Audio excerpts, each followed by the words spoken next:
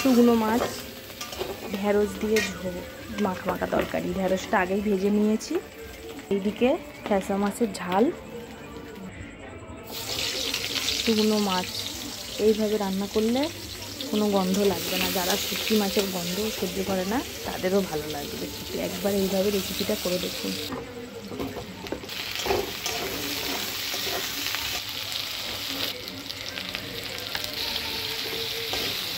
আর এইটা হচ্ছে আদা রসুন জিরে বাটা।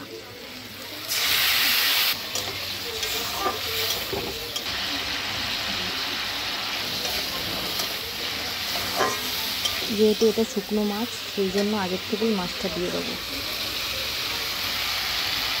এবার ঢেঁড়সটা দিয়ে দেবো আর অল্প সামান্য জল দেবো, কারণ এটা ঢেঁড়সগুলো গলে যাবে না।